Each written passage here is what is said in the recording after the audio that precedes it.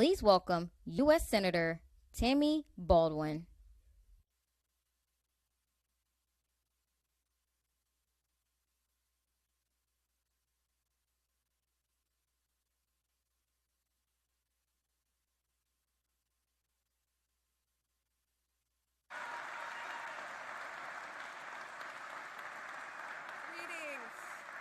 Hello, Milwaukee.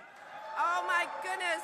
It is so great to be home. It is great, especially, to be able to welcome the President of the United States to Wisconsin again. And thank you to Inga Team for welcoming me back again today. Our Made in Wisconsin economy is powered by great businesses like this one. And it's always a privilege to see their space and meet people who are working hard to move our state forward. For generations, Wisconsin has been a manufacturing powerhouse in the Midwest, pushing the envelope on everything from sharp cheddar and light beer to farming equipment, motorcycles, and cutting-edge biotechnology. You could say in Wisconsin, we're manufacturing everything but the kitchen sink. But wait, except we do that too in Kohler, Wisconsin. And thanks to our world-class research universities, top-tier skilled manufacturing workforce, and investments from the Inflation Reduction Act and bipartisan infrastructure law, Wisconsin is really primed to be at the center of the clean energy economy and contribute in major ways as we build a more sustainable future. Because just like manufacturing is important to our state's identity, so is responsible stewardship of our natural resources. Conservation pioneers like Senator Gaylord Nelson and Aldo Leopold drew inspiration from our waters, our wildlife, and wilderness to inspire a worldwide conservation movement. And just like those who came before us, Wisconsin communities, from the mighty Mississippi to the great North Woods to the shores of Lake Michigan, know firsthand the value of preserving our natural resources for our economy, for our health, and for our future. This year alone, in communities across the state, our neighbors are dealing with extreme weather like flooding, drought, and record heat. In fact, our state has had to grapple with about 250 more wildfires than will happen in a typical year due to our ongoing drought conditions. Addressing climate change has never been more urgent. But the good news is this: Wisconsin is ready to be an economic engine behind our renewable energy future. Yes.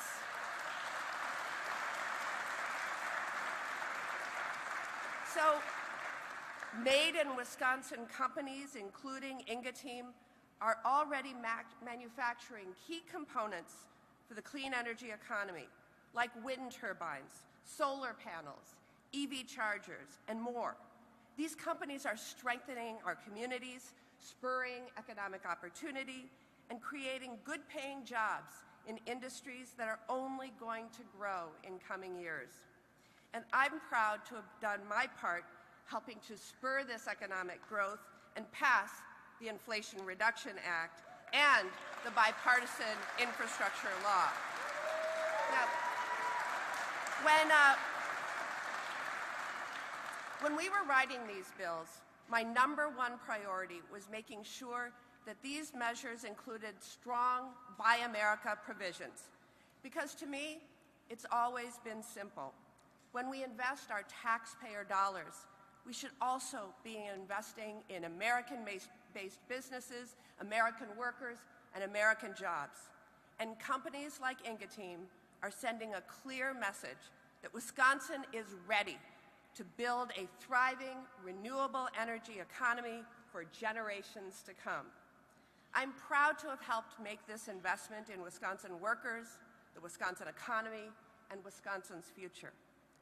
Mr. President, thank you for coming back to Wisconsin to help celebrate our one-of-a-kind workforce and innovative manufacturing sector.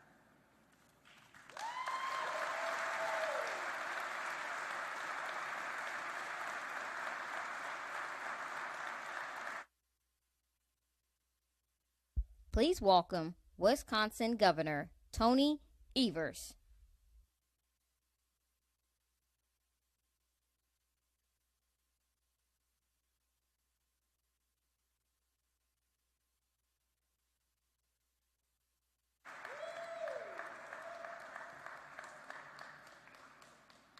Good morning, good afternoon. What is it? Who knows? Anyway, it's great to be here in Milwaukee and great to be here for this event, and really looking forward to hearing from our president. So it's also a pleasure for me to join fellow speakers, Mayor Johnson, County Executive Crawley, Congresswoman Moore, and of course, Senator Baldwin. And everybody here as we welcome President Biden back for another visit to the great state of Wisconsin. He can come back as often as he wants.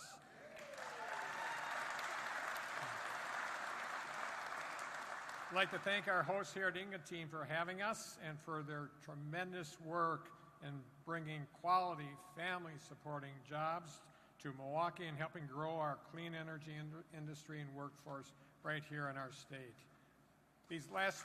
Thank you. Just hold on. There's more to come. These last few years especially, we've been reminded of one truth, that we shouldn't have to choose between mitigating climate change and protecting our environment and good-paying jobs and economic development. We can do both at the same time. We can walk and chew gum at the same time.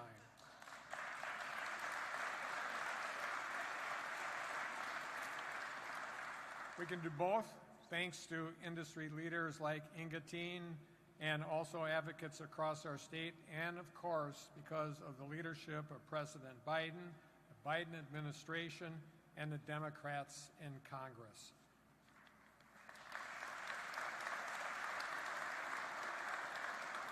Thanks to the $billions Wisconsin has received and will receive through the American Rescue Plan Act, the Bipartisan Infrastructure Law, and Inflation Reduction Act, and more, we are making real, meaningful progress on our shared goals for the future of our workforce and our clean energy economy. We're seeing the results of those efforts pay off, and our state is seeing record low rates of unemployment and record high workforce participation month after month and beating the national averages. Additionally, over these last several years, we've improved more than 5,800 miles of roads and nearly 1,600 bridges across our state. We've invested in projects to expand reliable high-speed internet for over 395,000 homes and businesses, and we're working towards building a strong, clean energy economy, including releasing our state's first-ever clean energy plan to put us on a path to meeting our climate goals.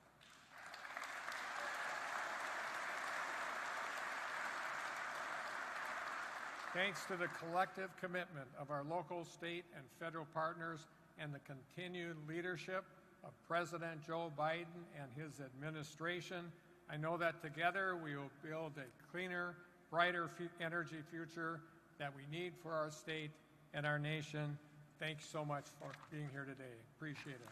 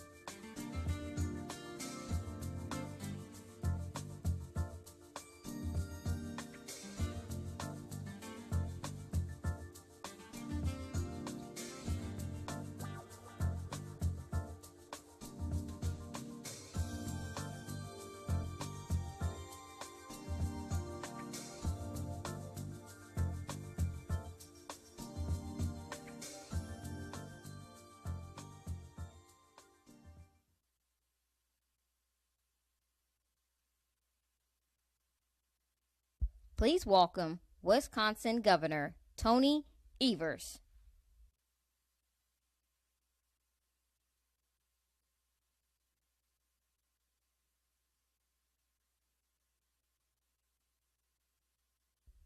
Please welcome IBEW Local 2150 member Valentino Collado.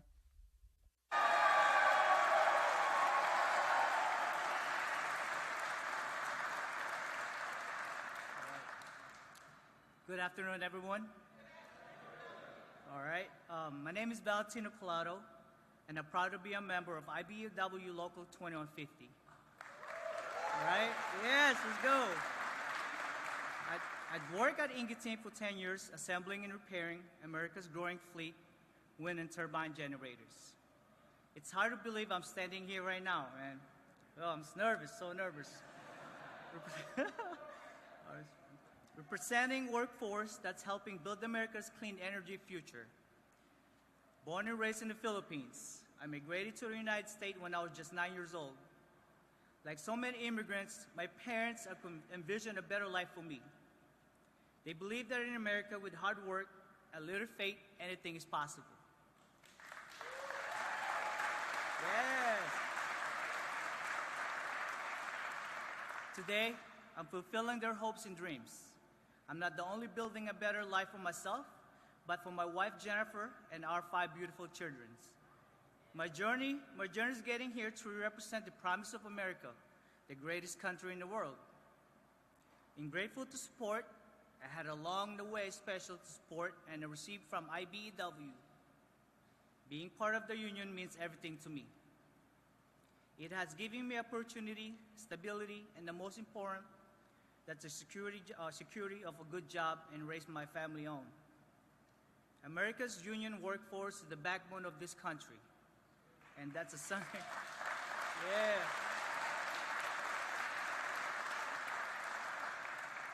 And that's something President Biden understands at his core.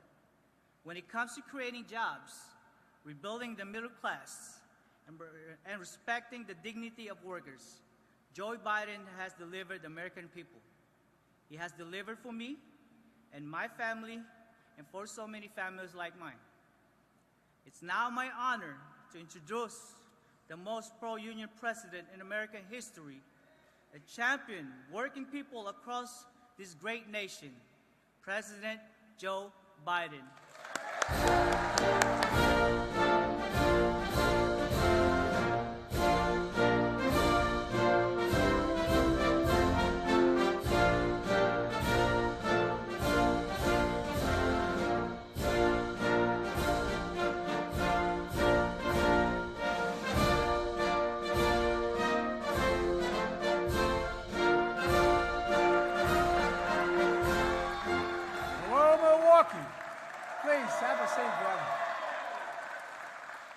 Please have a seat if you have one.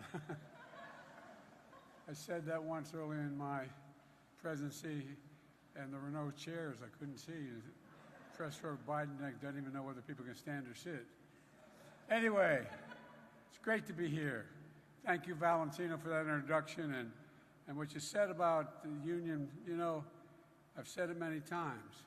The middle class built America, but unions built the middle class, and that's a fact. Governor Evers, Mayor Johnson, County Executive Crowley, thank you all for your warm welcome. And Tammy Baldwin, you're the best, kid. You're the absolute best. If I had another 10 of you, we could rule the world. You'd really, thank you for all you do, Tammy. Appreciate it very much. And, you know, no one does more to create good jobs in this state and make sure tomorrow's products are made in America. Now, a very quiet, laid-back congresswoman who, thank God, is on my side. Thank God. Gwen Moore. She's never stopped fighting for the people of Wisconsin. I love you, Gwen. You're the best. And you got a mayor and a county executive. I used to work for the county. Used to be a county councilman when I was 26 years old. And I tell you what, I ran for the Senate because it's too damn hard being on the county council. Everybody comes up to you and goes, yeah, county County Council, yeah, you're wondering what we do, huh? Well, the truth of the matter is they do a hell of a lot, and your mayor's doing a hell of a job as well. Look, folks, I apologize because I try very hard to keep my speeches between 15 and 18 minutes. But I got to talk a little bit about Hawaii, and they haven't cleaned things up yet. The deadliest wildfire in more than 100 years. A whole city destroyed. Generations of native Hawaiian history turned into ruin. I've spoken to Governor Josh Green multiple times and reassured him the state will have everything it needs from the federal government. I immediately approved the governor's request for expedited major disaster declaration. That's a fancy word of saying whatever you need, you're going to get. And that'll get aid into the hands of people who desperately need it, who have lost their loved ones, who have lost their homes, their livelihoods, who have been damaged and destroyed.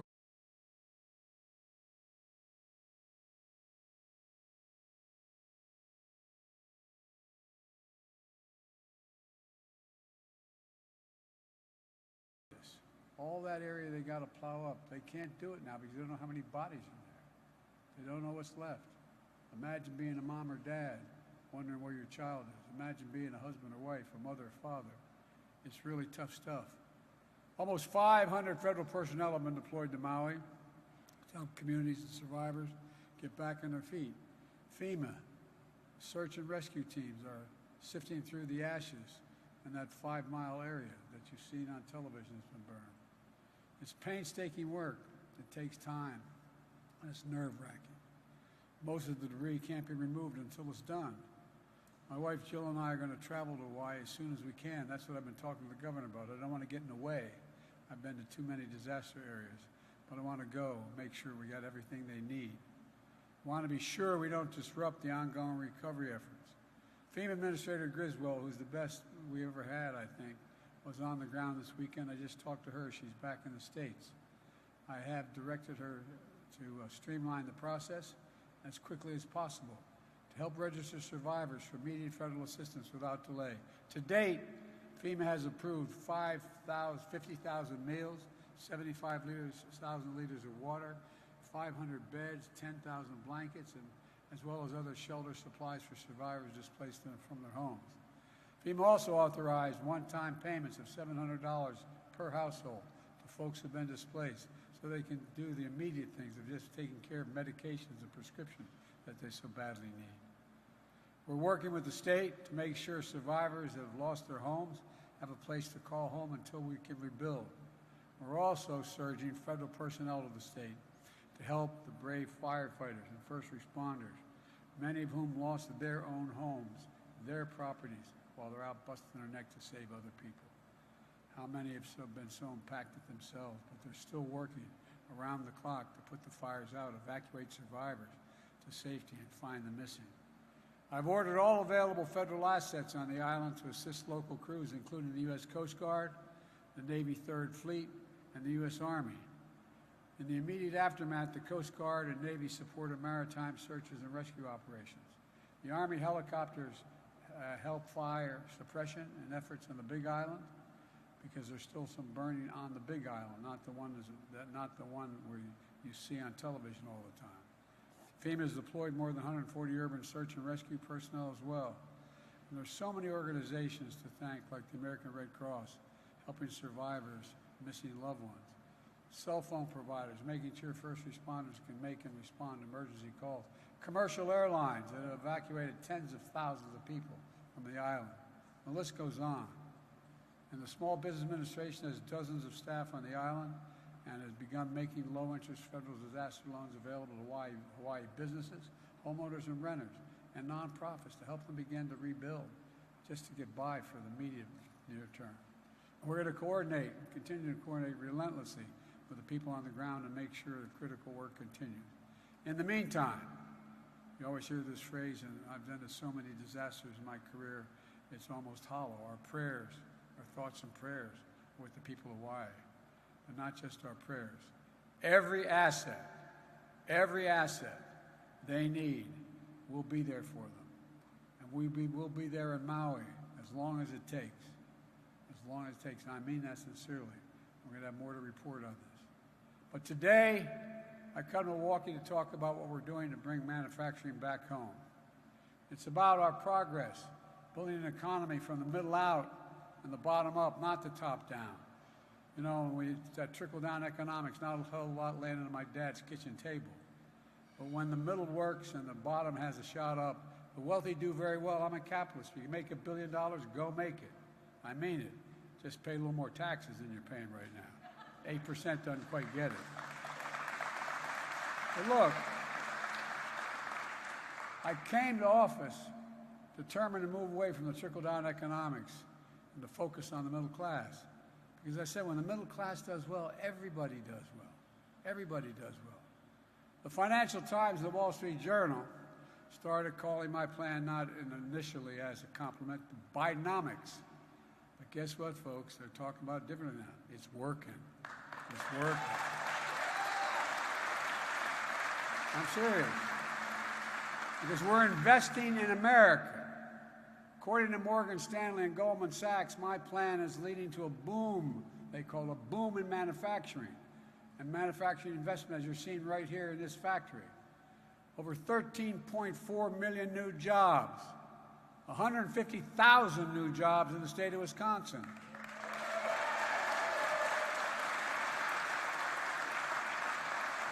Nearly 800,000 new manufacturing jobs nationwide.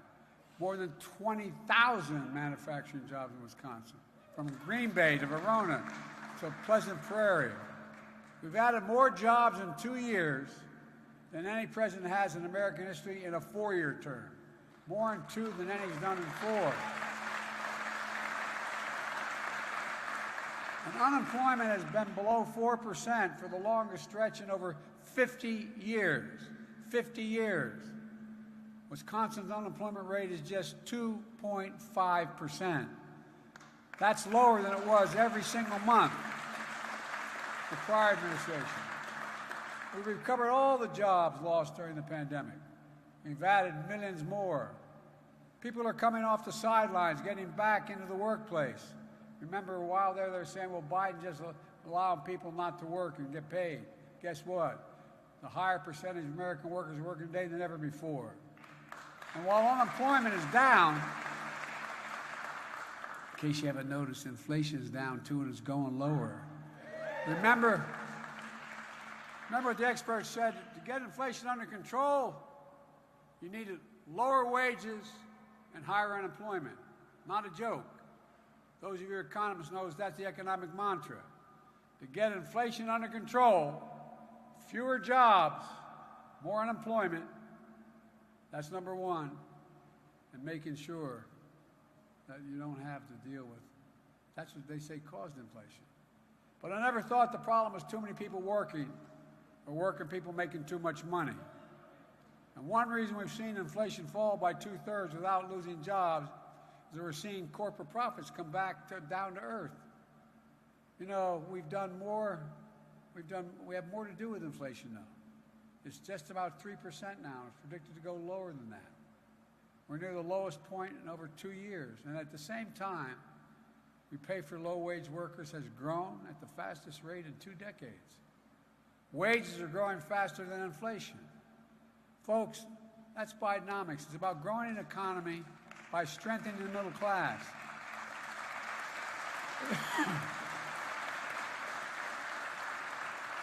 And making things in America again.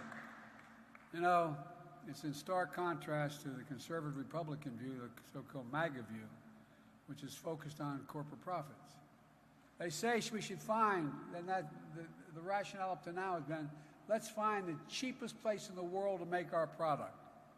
Let's shut down the operation in America and send it overseas. And then send the refined product back to America and sell it here. That's their philosophy. But you know who believes that? Your significant Senator, Ron Johnson. He believes outsourcing manufacturing jobs is a great thing. He's on record as saying he doesn't agree with American work. This is what he said. American workers should manufacture, he doesn't think they should manufacture products that require a lot of labor. Here's what he said, quote, "Let the billions of people around the world do that," end of quote. You wonder why the hell we got ourselves in trouble. Well, we've been letting them do that for too damn long. It's time to build American products in America.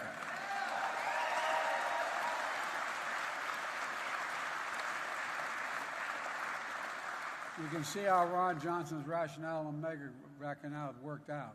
Between the year 2000 and January 2021, Wisconsin alone lost more than 136,000 manufacturing jobs alone. I'd like to see Senator Johnson talk to those 136,000 people and tell them it doesn't matter whether you manufacture things at home or overseas. Sure as hell does, man. Not only for those 136,000 people who lost their jobs, but for their families and the communities and the economic growth it generated here at home. Let's take a look at how the Johnson philosophy played out the real time in Wisconsin. Like in Kenosha, about 40 miles from here. There used to be a lot of people assembling automobiles there, making a direct living for their families, generating economic growth for Kenosha until American Motors plant closed in '88. Or take a look at Milwaukee, known as the manufacturing powerhouse for so long. That's when I got to the Senate. I've been around about 200 years. When I got to the Senate in 1973, Milwaukee was a manufacturing powerhouse. That's how it was referred to. Not a joke. Not a joke. I don't have to tell anyone in this audience how hard people here work. And all you've done to keep this city strong.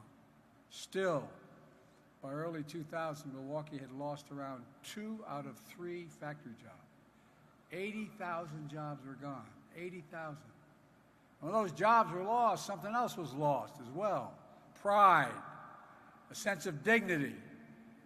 My dad, and I swear to God, this was an expression, used to have an expression. My dad was a high school educated guy who was well-read and worked like hell. He didn't have a chance to go to college. He used to say, Joey, and this is the God's truth, Joey, a job's about a lot more than a paycheck. It's about dignity.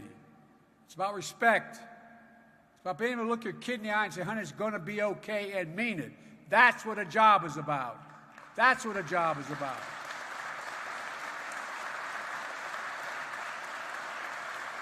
And when the breadwinner in the family loses their job, they lose their pride and the sense of dignity that goes with that. People like Ron believe that it's a good thing, the corporate American bottom line is if that's all you need to look at, it's good for America. Well, that's not my bottom line. From the day I took office, I was determined to turn it around with what now they're calling Bidenomics. It's one of the reasons why I fought so hard to write and get past the Chips and Science Act. We used to invest more in science and research than any country in the world. Almost 2% of our gross domestic product. Now it's about 0.7% we invest. We're the best engineers in the world. We're the best scientists in the world. We're the best researchers in the world. What the hell are we doing? Well, guess what? That Chips and Science Act has generated $231 billion in the last 18 months in private investments making semiconductors here in America.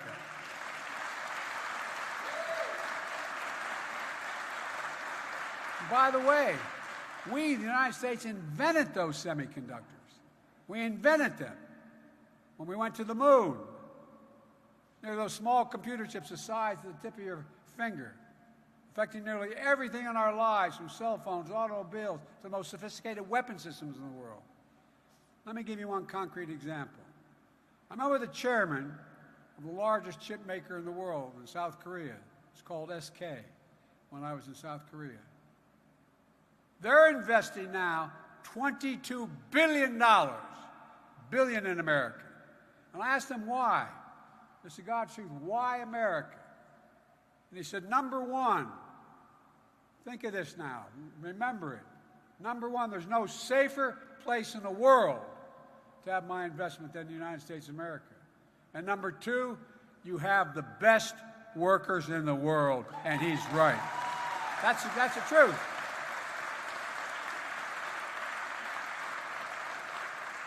It's about time Ron Johnson's friend understood that. Look, folks, they think you want IBW. I wouldn't be standing here this time without you guys. But the IBW, they think, average American, they're not being mean or anything. They think, well, be an electrician. You say, I want to be an electrician. You get a card. 4 to 5 years of apprenticeship. Hear me? Like going back to college.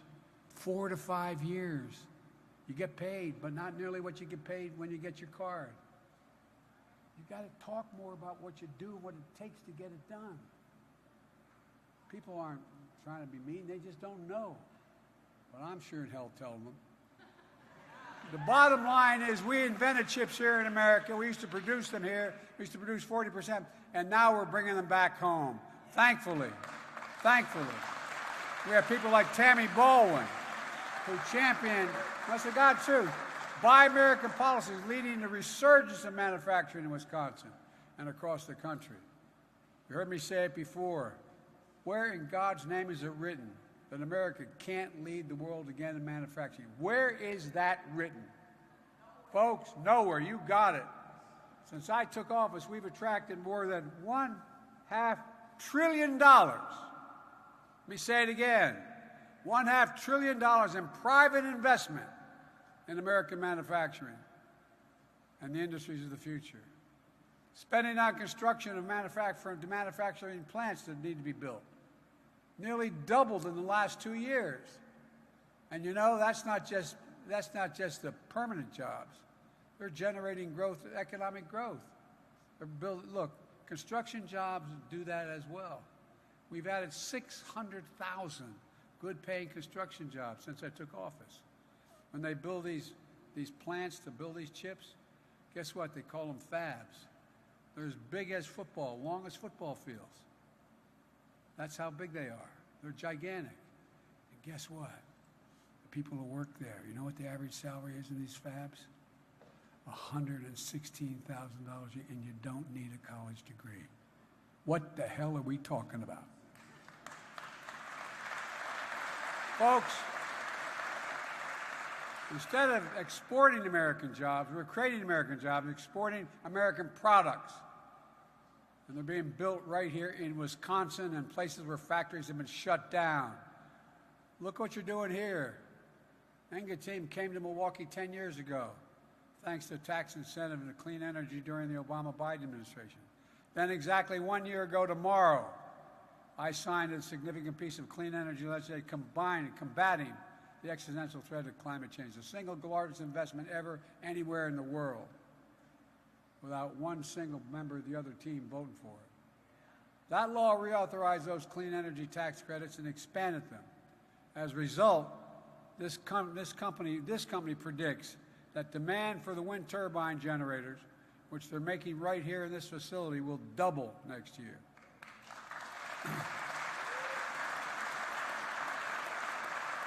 And since I took office, the private sector has announced more than $3 billion in investments, not million, billion, in investments for wind energy manufacturing in America.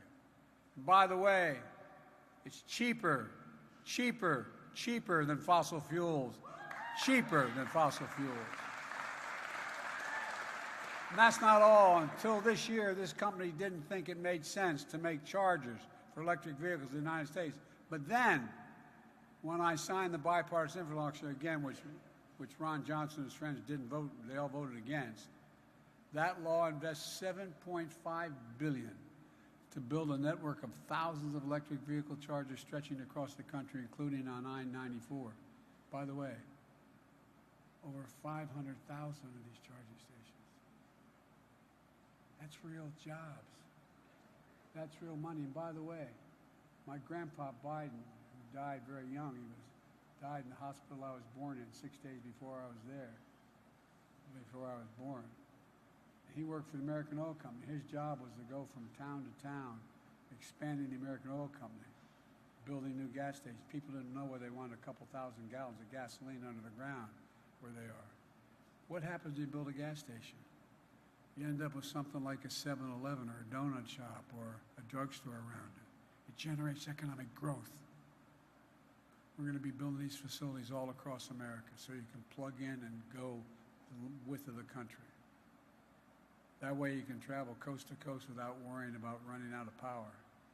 Every single one of these chargers must be installed by workers certified by the IBEW plant. Every one. That was the condition. Every one. And every single one must be made in America.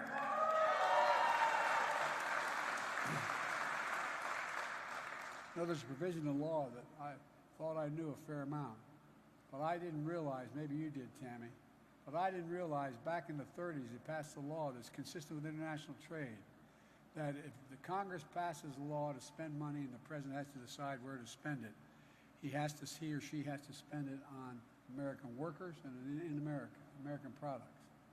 Well, most presidents, including Democrats, didn't pay a lot of attention to that. But I did.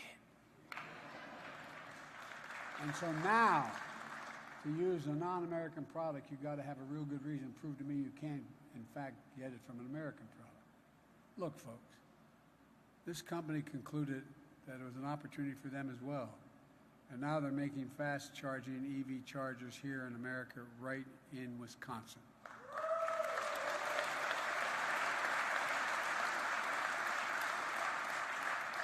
Their goal is to manufacture 13,000 high-speed chargers every single year. And guess what? To the chagrin of your senator, the other senator, it's going to add 100 good-paying jobs. Folks, this is happening across the state. It's a direct result of those clean energy investments I signed into law a year ago. Folks, as I've said for a long time, when I think climate, I think jobs. Not a joke. When I think climate, I think jobs. That's the future. By the way, Texas, the state of Texas, a very enlightened governor, the very state of Texas has the significant highest number of wind and solar facilities, I think, of any state in the nation. And it's cheaper than fossil fuel. He wants to shut them down. Isn't that enlightened? Like the 12 solar energy products in Alon Energy is building across Wisconsin, creating more than 2,000 jobs, local construction jobs. Most of them union jobs, and in the process of serving customers in Wisconsin, saving them more than $1.6 billion in energy costs. These are facts, not fiction.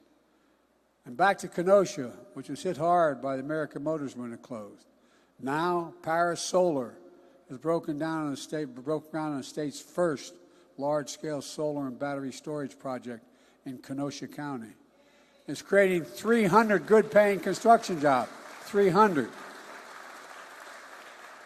And just today, the company Siemens announced that because of that law I signed and the significant investment we're making in clean energy, they're going to begin manufacturing solar inverters here in Wisconsin. And by the way, American people are going to be learning, no matter how well educated, you're going to be learning a lot, because I bet most people don't know what a solar inverter is. It converts solar energy from the sun into electricity. Kind of a novel idea, isn't it? How many times do you ever think in those days when you had those real big bills in the winter and a hot day well, why couldn't we capture all this? Well, guess what? They're going to be doing a piece of that. Sunlight shines down and the inverter turns into electricity. And they're going to build them just outside of Kenosha. Don't tell me Americans can't innovate. Don't tell me that. Since I took office, I've seen more than $3 billion in private investment in clean energy manufacturing all across Wisconsin. That's Bidenomics. That's investing in America. Totally consistent with international law and trade agreements. And investing in America means investing in all of America. When I ran for president, I made a promise that I would leave no one behind, no part of the country to leave behind. I'm getting mad. A lot of Democrats are getting mad at me because we're investing actually more in red states than blue states right now. But they're all Americans. I made a promise. I made a promise no matter where. And folks, red states, blue states, urban, suburban, or rural, all of that will benefit from what we do. That's why I launched the Rural Partners Network to help rural communities, including here in Wisconsin and my state of Delaware, which is mostly rural, believe it or not, create jobs and economic opportunity. And my administration has invested hundreds of millions of dollars to support small and medium-sized meat and poultry processors across the Midwest, including dozens here in Wisconsin, from Lancaster to Richland Center to Soldiers Grove. This way, farmers can get the best price for their product. They don't have to deal with the only giant processor that pays them less for what they need, what they've done. No, I mean it. And that wasn't my idea. That was the Secretary of Agriculture, the former governor of Iowa. But, folks, that's not all. We're also investing $230 million in Wisconsin to support agriculture that's good for the environment, like planting cover crops that replenish the soil with nutrients and absorb carbon from the air. We're helping farmers, ranchers, foresters get paid for doing the right thing. It's simple, folks. When farmers do well, when the wealth they generate stays in Wisconsin, then their children can stay in Wisconsin and find opportunity here and build a stronger rural economy.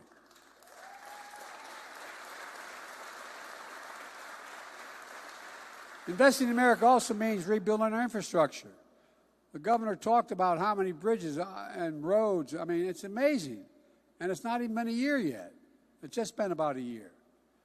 You know, the last guy talked about infrastructure month. We got infrastructure decade, baby. 10 years. Oh, think I'm kidding. They never had 1 month, but I'm not joking. And by the way, a number of my Republican friends voted against this infrastructure bill, including your distinguished other senator. You know, we used to be #1 in the world in infrastructure, but over time we slipped to the 13th best infrastructure in the world from #1. How can you be the best economy in the world with a second-rate infrastructure? Not a joke. How can you do that? Well, through the bipartisan infrastructure law, we've already announced 37,000 projects, 4,500 communities across America, including hundreds of projects, as the governor referenced, right here in Wisconsin. Let me give you a couple examples. We're investing $80 million to replace the interstate bridge over the Wisconsin River in Columbia County. That's a major route connecting people in Milwaukee, Madison, and Chicago. And look across town, where union workers are building North Holton Street Bridge, which is nearly 100 years old. More than 10,000 vehicles travel over it every single day across the Milwaukee River. It's dangerous, and this reconstruction is long overdue. A lot of you were with me when I was in Pittsburgh. By the way, Pittsburgh is a city of bridges, more bridges in Pittsburgh than any other city in America. I watched that bridge collapse. I got there and saw it collapse with over 200 feet off the ground going over a valley. It collapsed. Thank God school was out during the pandemic. Imagine all the people would have died. And they knew for years they had to do something. We're talking hundreds of millions of dollars to rebuild it. You know, I know everybody kids me because I'm an Amtrak guy. I like rail. Well, I've traveled over 1,280,000 miles on Amtrak. I know you think that's nuts. I do too, but the reason for that is when I got elected, I was 29 years old. I was in an office hiring staff, and I got a phone call saying my wife and daughter were dead and my 2 boys were not likely to live. Tractor trailer broadsided and killed them. And I didn't want to stay in Washington. So I said a lot of really good senators, including a couple good Republican friends, became friends. Said, just come and stay 6 months, help us organize. Hell, we had 58 Democratic senators already and a Democratic governor. I didn't know any better. But I stayed. And I started to commute every day because having been listed as the poorest man in Congress for 36 years, true, my wife called me one day and says, did you read the paper today? And I was up campaigning for a guy named Pat Leahy in Vermont. I said, no, honey, I didn't see the Wilmington paper. He said, headline, above the fold. Only a politician's wife would say that. Biden, poorest man in Congress. Is that true? Like I was cheating on her or something. But I was. And I couldn't afford a house in Washington, and I couldn't afford a house in Delaware. If I sold my house in Delaware, I'd lose the election. So I started a commute. It's only 300 miles a day, but it still takes me an average of 4 hours beginning to end. And so what happened was when you travel as vice president on Air Force planes, they keep a precise number of miles you travel. And I guess it was in my 7th year or 6th year as vice president, there was a headline in a New York paper saying Biden travels almost 1,200,000 miles on Air Force planes, 1,000,100 or whatever. I'm getting on a train one day. The Secret Service are the best in the world. They don't like me traveling the train because there are too many opportunities for people to do bad things on trains.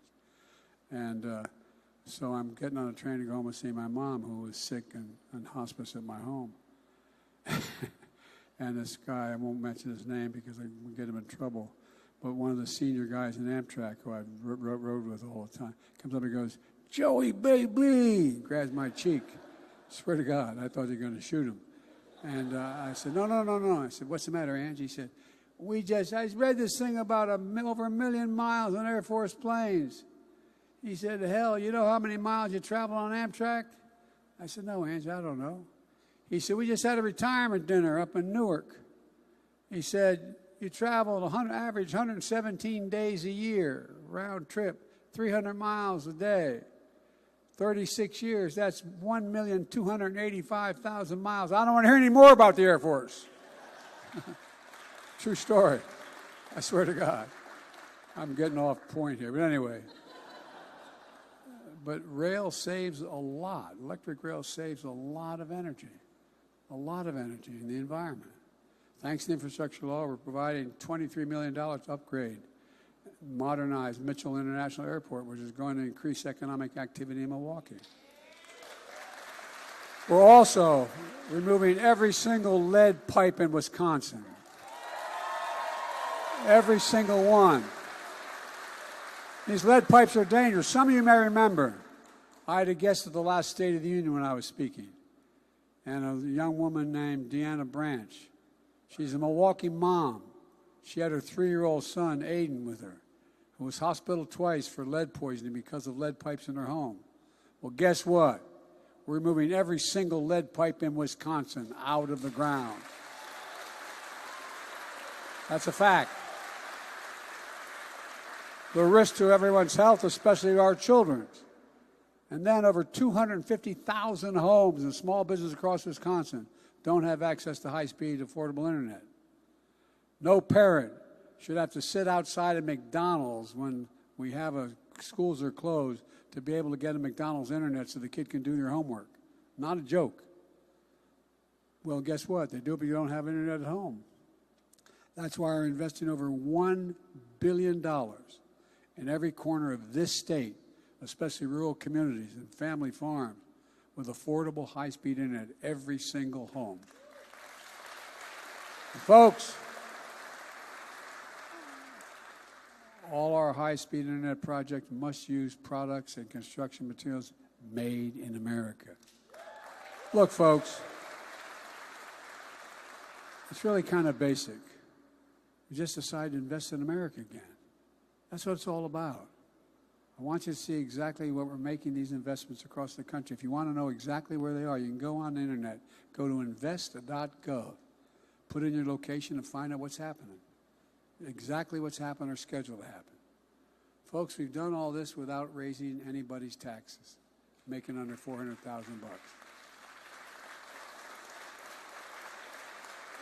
My friends talk about the big spend of Biden. Well, guess what? I made a promise. I'll never raise federal tax on anyone making less than $400,000 a year. I kept my promise.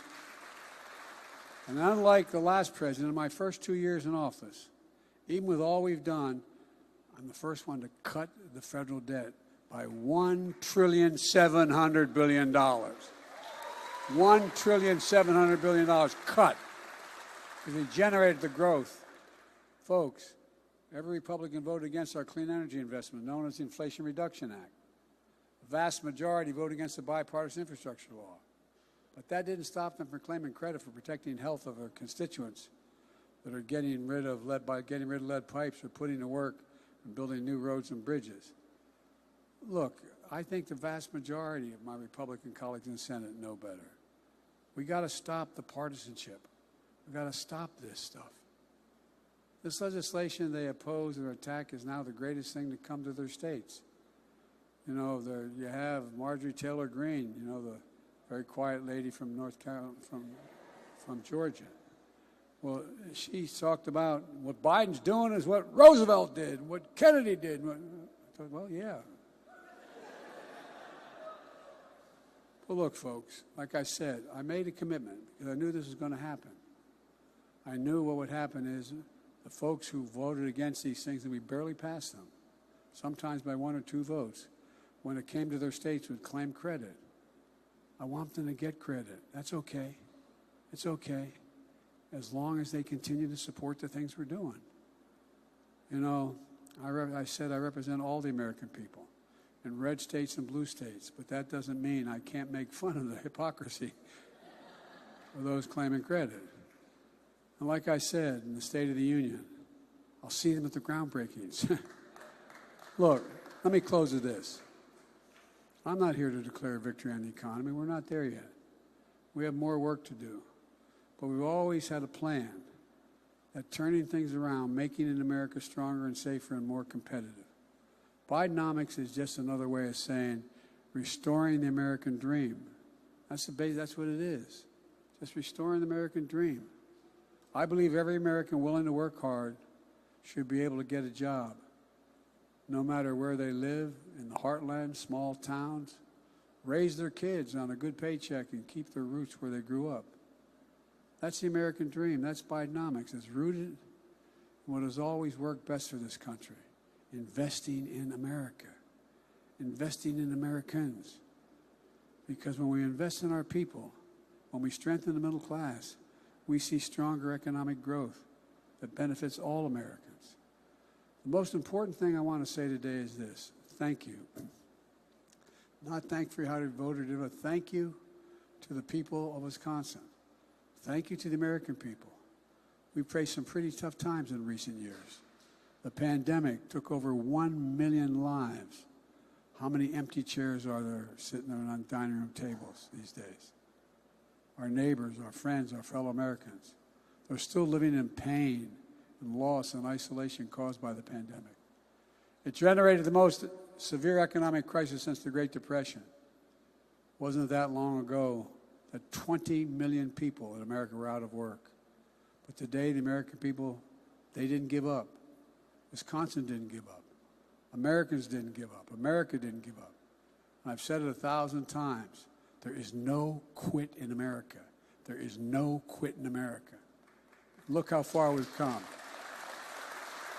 Today is not hyperbole. We have the strongest economy in the world.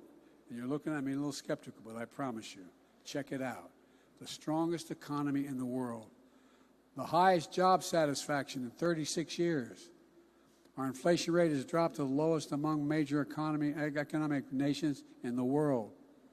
And if we keep it up, it's going to go lower, according to Monday. All I hear from my friends on the other side of the aisle is what's wrong with America. There's a lot wrong with America, like every country. They tell us America's failing, but they're wrong. Democrats, Republicans, independents, conservatives, liberals. I don't think they understand the average American. Whatever we set our mind to as a country, we've always accomplished. Name me one thing in American history where America stood together and said, we're going to solve that problem, we didn't do it. Name me one. Name me one. There's nothing beyond our capacity. America isn't failing. America is winning. And I'm proud of the historic legislation my administration has passed. They're the right steps not only to get our economy moving again, but to build to the future.